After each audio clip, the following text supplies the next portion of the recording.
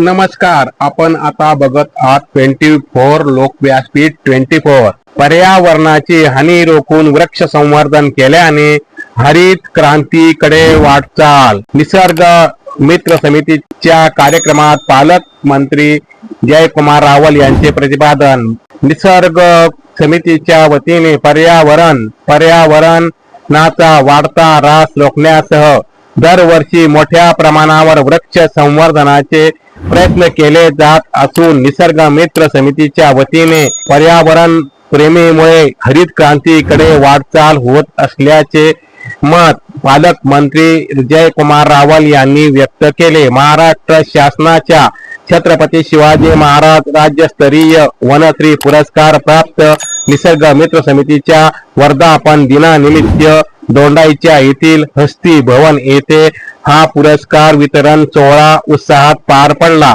यावेळी ते अध्यक्ष स्थानावरून बोलत होते. जिल्ह्यात निसर्ग मित्र समितीच्या माध्यमातून वृक्ष संवर्धनाची व वृक्ष संवर्धनासाठी पर्यावरणाची हानी रोखण्यासाठी झटणाऱ्या पर्यावरण प्रेमींना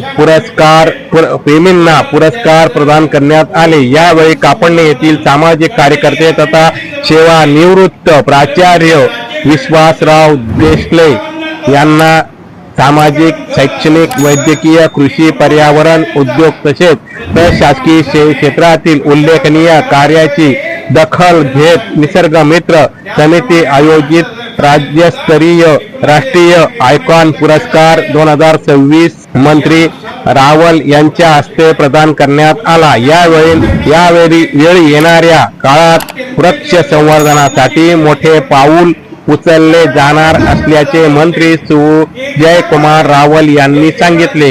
यावेळी निसर्ग मित्र समितीचे संस्थापक अध्यक्ष डॉक्टर प्रेमकुमार ऐरे, राज्याध्यक्ष DR पाटील, राज्य महासचिव संतोष पाटील, जिल्हाध्यक्ष विश्वासराव पगार, राष्ट्रवादी काँग्रेसच्या महिला जिल्हाध्यक्षा संजीवनी पाटील, उपनगराध्यक्ष जितेंद्र विजय पाटील, कैलास जैन, नरेश गिराशे, विजय वाघ, मुकुंद देवरे उपस्थित होते.